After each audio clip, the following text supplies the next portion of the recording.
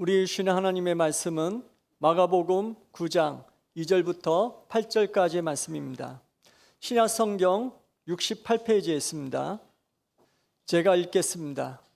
엿새 후에 예수께서 베드로와 야고보와 요한을 데리시고 따로 높은 산에 올라가셨더니 그들 앞에서 변형되사 그 옷이 광채가 나며 세상에서 빨래하는 자가 그렇게 희게 할 수 없을 만큼 매우 희어졌더라.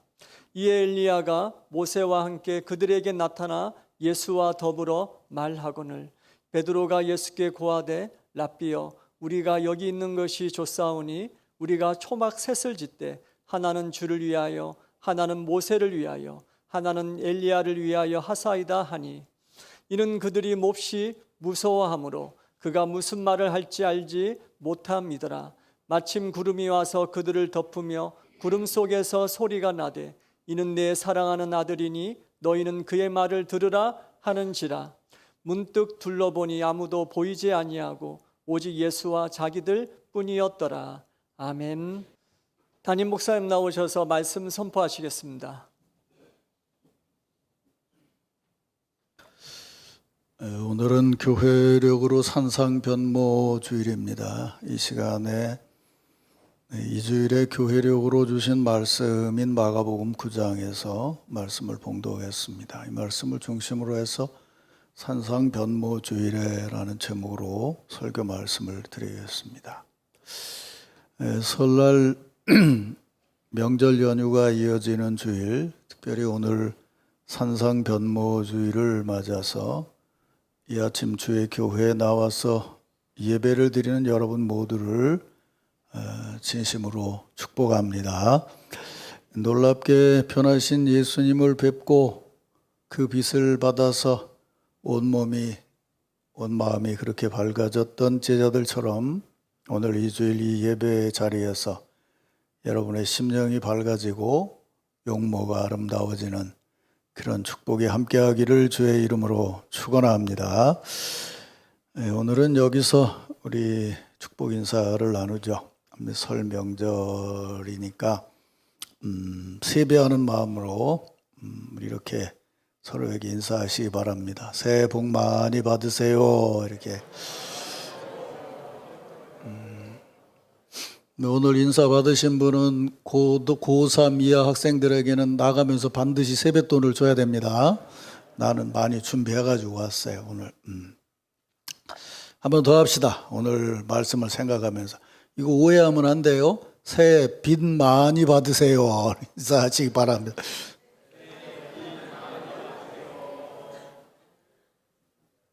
혹시 빚 받을 거 많은 분들은 엄청난 축복의 인사가 될 텐데.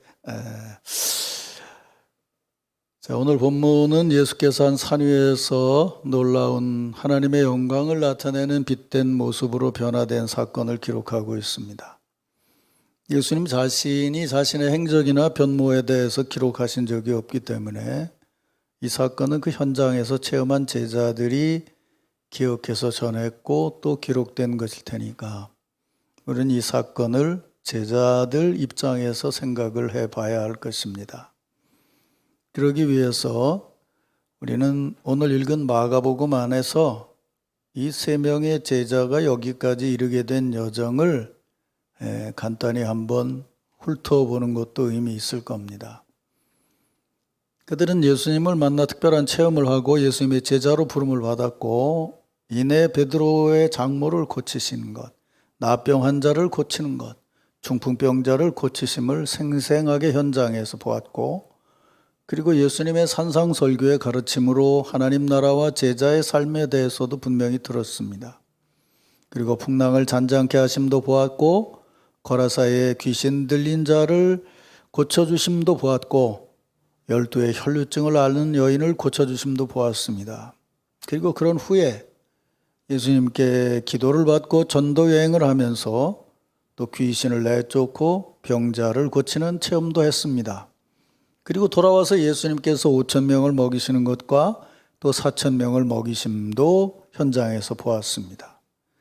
이런 체험과 여정을 거친 후에 예수께서 가이사라 빌립보에서 이제 예루살렘으로 올라가는 여정을 시작하시면서 제자들에게 물었습니다. 사람들이 나를 누구라고 하느냐? 너희는 나를 누구라고 하느냐?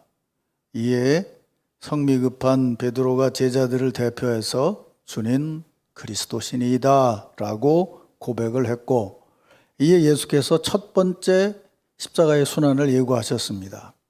인자가 많은 고난을 받고 장로들, 대제사장들, 서기관들에게 버림받아 죽임을 당하고 사흘 만에 살아날 것이다 말씀을 하셨고, 이어서 제자들을 향해서는 이렇게 말씀을 하셨어요. 누구든지 나를 따라오려거든 자기를 부인하고 자기 십자가를 지고 나를 따를 것이니라. 그리고 한 주간이 지난 후에 예수님께서 짐제자들을 데리고 한 산에 올라가셨고, 거기서 예수님께서 놀랍게 변화되시는 것을 보았고, 또 그 자리에 엘리야와 모세가 함께 하며 대화하는 장면을 보게 됐습니다.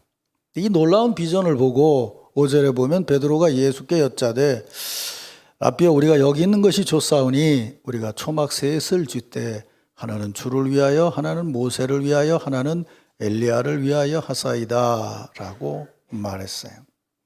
근데 이런 베드로의 말 후에 이어지는 6절을 보면 마가는 그때 상황을 이렇게 설명하고 있어요. 그들이 몹시 두려워함으로 그가 무슨 말을 할지 알지 못함이었더라 라고 기록하고 있어요. 그러니까 그 갑작스러운 놀라운 비전 앞에서 정말 놀랍기도 하고 두렵기도 해서 자기가 무슨 말을 하는지도 모르고 한 말이 뭐냐면 우리가 여기 있는 것이 좋사오니 이렇게 하십시다 라고 말했다는 거예요.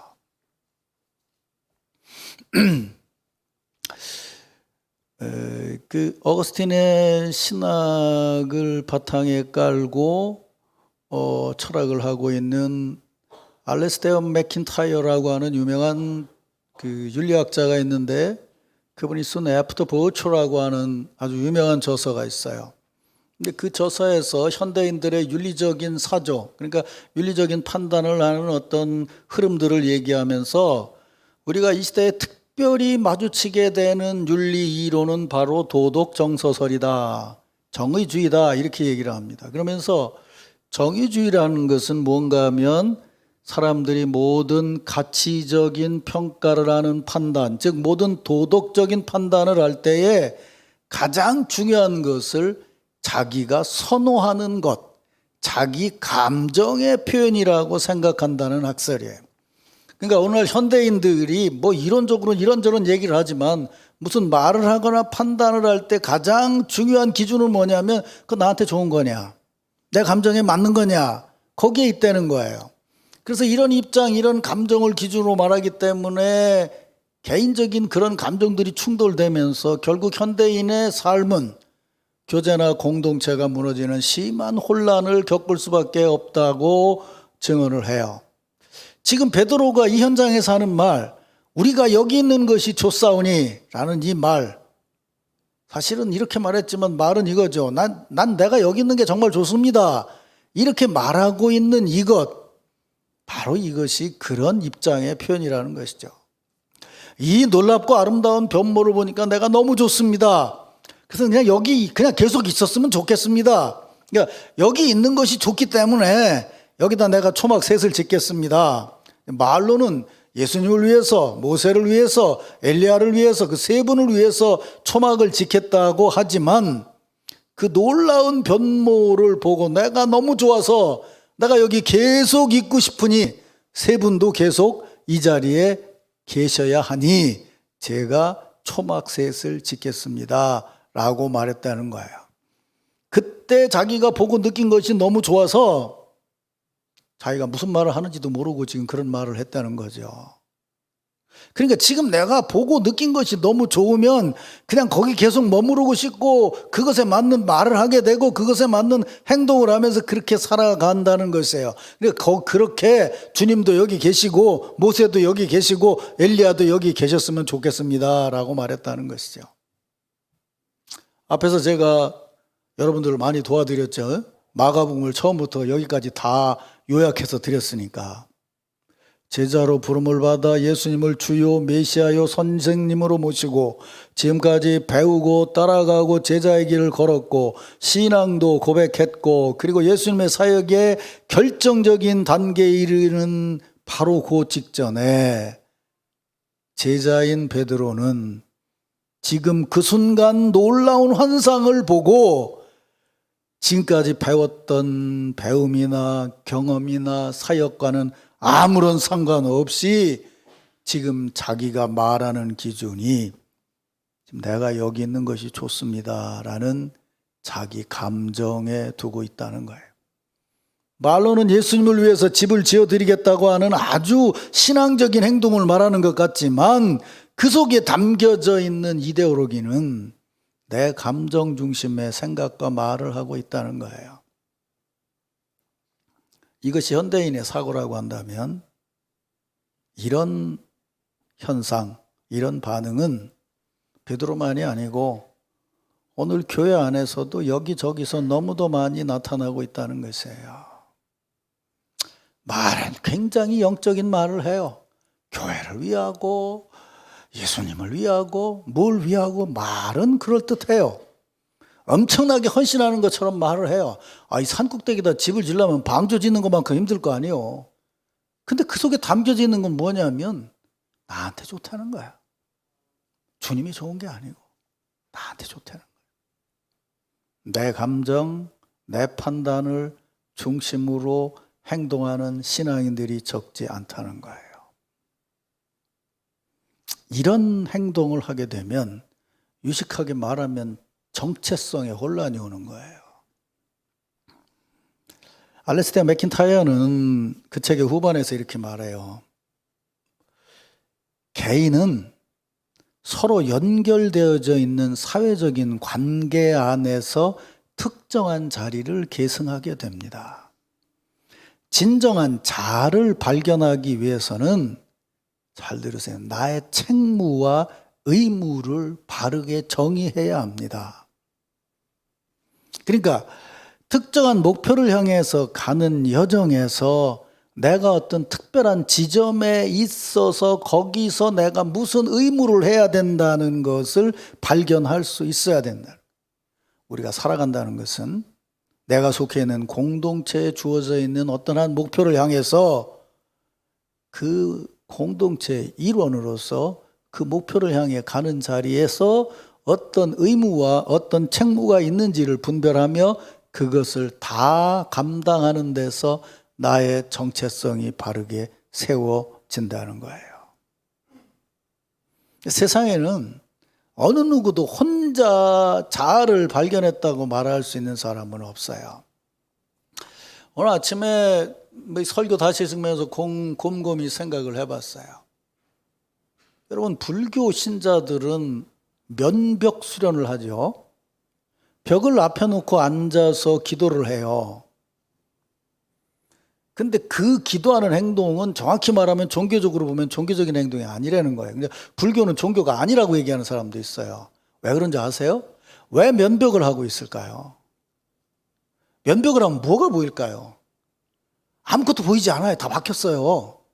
다 막히는 순간은 우리에게 어떤 영향을 끼치냐면 내가 속으로 생각했던 욕망이라든지 욕구라든지 감정이라든지 이런 것들이 막혀서 무너진다는 뜻이에요.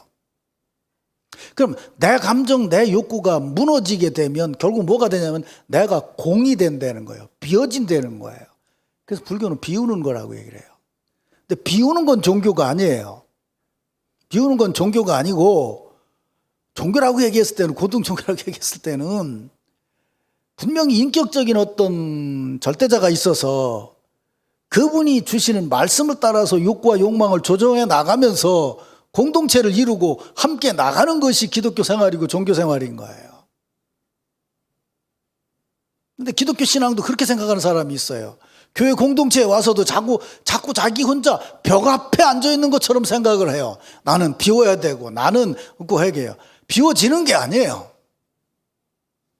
사실은 정말 채워야 될 게 채워지지 않고 그래서 그 비우는 불교 얘기를 할 때 뭐라고 얘기해요? 8가지 욕망이라는 것이 계속 내 안에서 올라오는데 그걸 비우려고 하면 평생을 들려도 비울 수가 없다라는 얘기를 하는 게 바로 그거죠.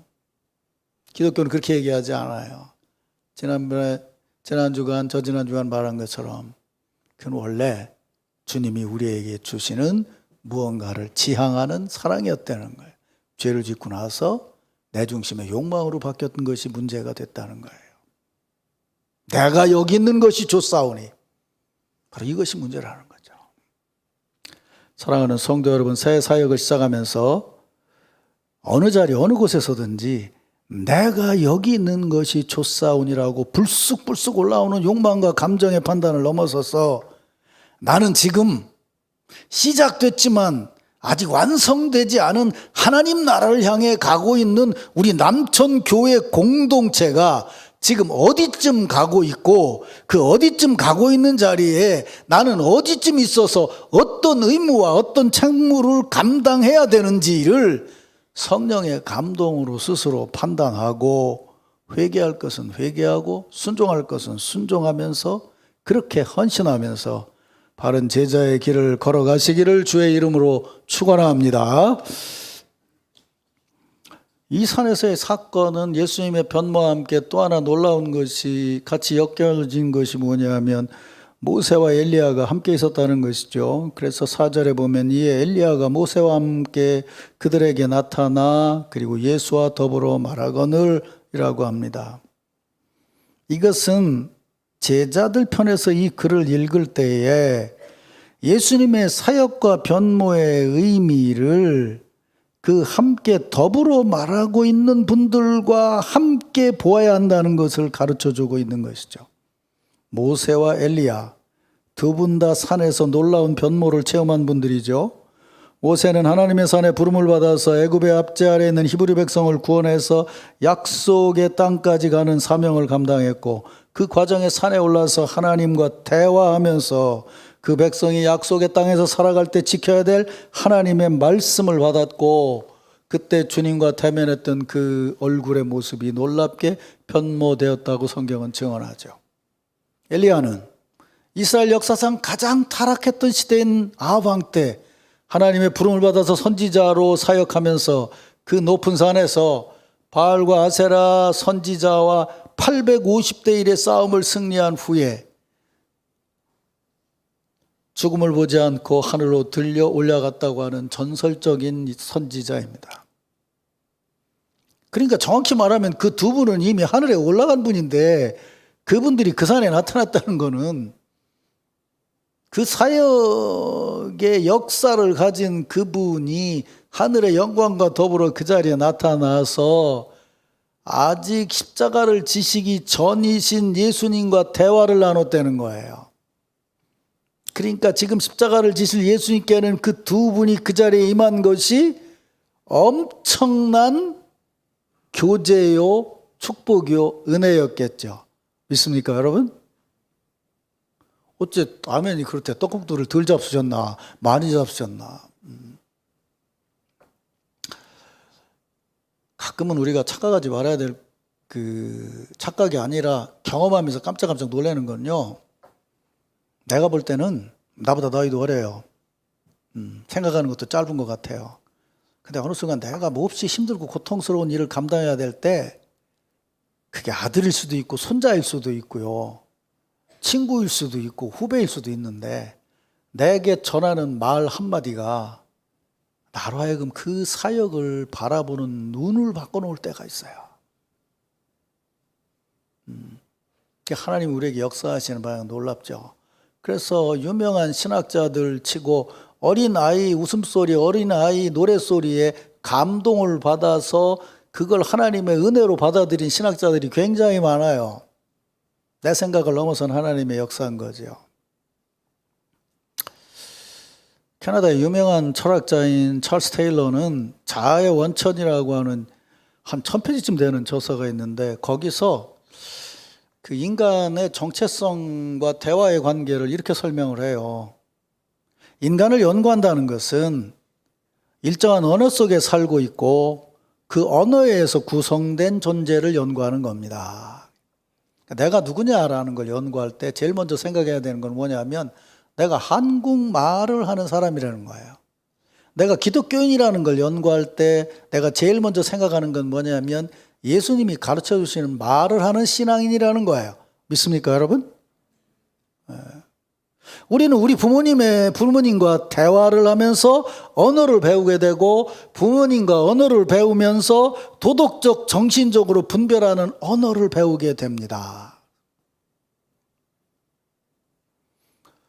여기 있는 분은, 여기 나이가 드신 분들은 아마 알 건데 우리 어렸을 때 그 고재봉이라는 사람이 있었어요. 기억나시는 분 있죠? 도끼루에 자기 은퇴한 상관집에 가서 사람을 찍어 죽인 고재봉이라는 사람이 있어요. 그 사람이 나중에 회심한 다음에 감옥에서 무슨 얘기를 했냐면 자기가 이렇게 삐뚤어진데 결정적인 원인은 엄마의 한마디였다는 거예요. 그게 뭐냐 그랬더니 자기가 살 때 굉장히 어려웠는데 여러분도 어렸을 때 기억날 거예요. 그 우리나라도 일본 게다 같은 거 이렇게 나무를 깎아서 고무 붙여가지고 게다라는 게 있었는데 자기가 이웃집에서 놀다가 자기 집으로 돌아올 때 이웃집에서 옆집 계단을 한 짝 훔쳐 신고 돌아왔다는 거예요. 그때 어머니가 뭐라고 얘기하냐면 너 이놈아 남의 걸 훔쳐오면 어떡하냐 이렇게 말한 게 아니고 이놈아 훔쳐오려면 한 짝 더 훔쳐와야지 이렇게 얘기했대. 그게 자기 인생을 바꿔놓는 말이 됐다는 거예요.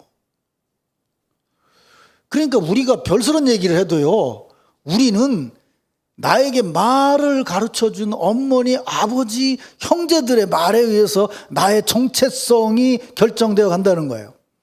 누구도 자신만으로 자아를 이룰 수가 없다는 거예요. 그래서 어떤 대화자와 대화를 하느냐가 바로 나 자신이라는 거예요.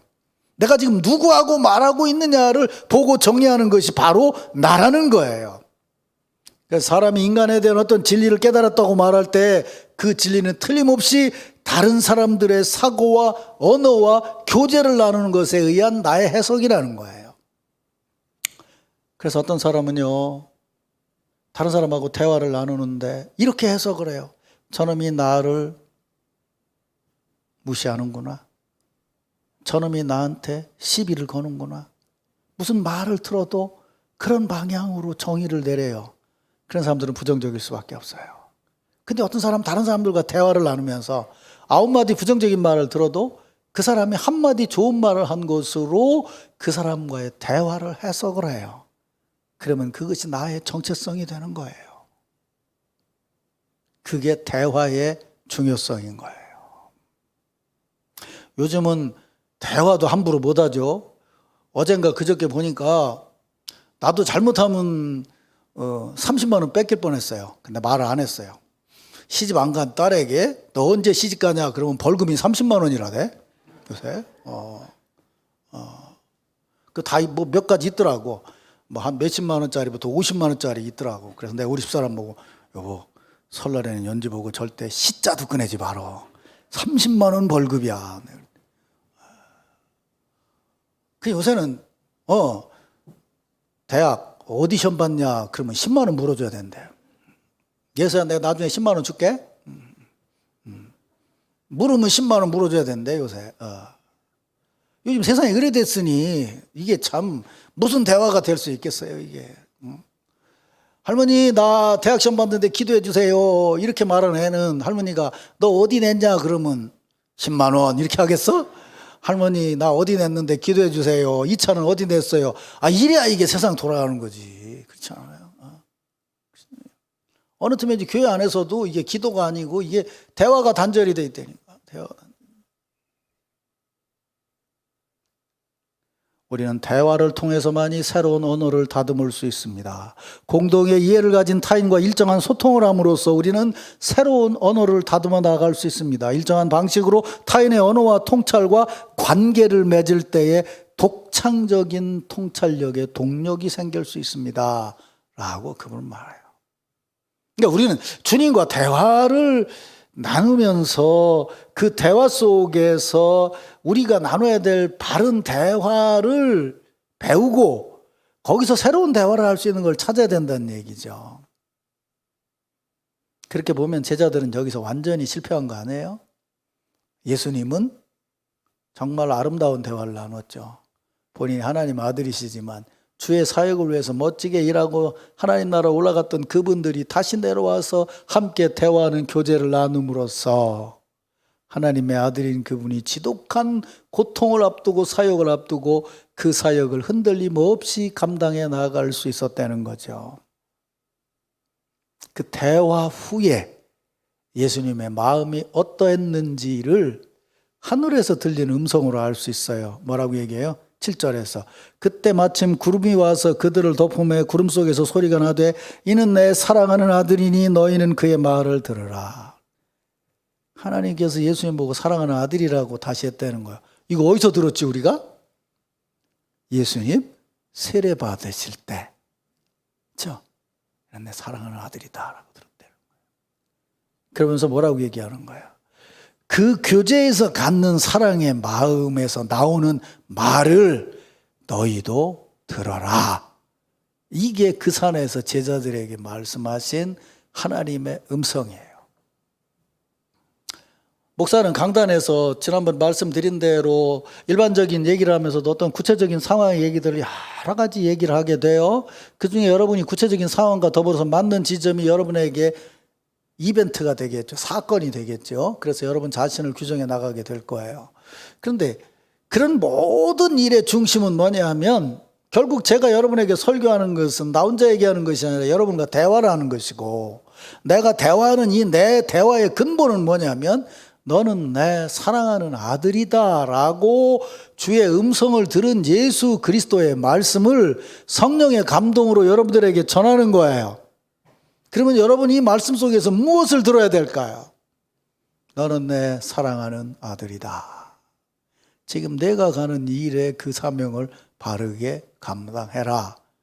이것이 하나님께서 여러분에게 주시는 음성인 것이에요.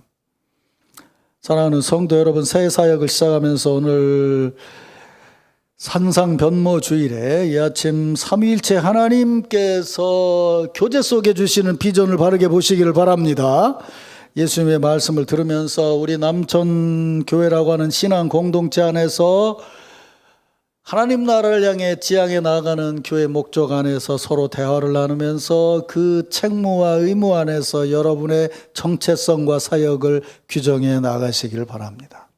그게 마지못해서는 일이라면 우리의 감정과 욕구가 절대로 움직이지 않아요. 하나님 우리를 사랑하신다고 할 때 욕구가 사랑으로 바뀌어지게 되면 우리는 사랑받는 자녀로서 주의 사역을 감당할 수 있어요.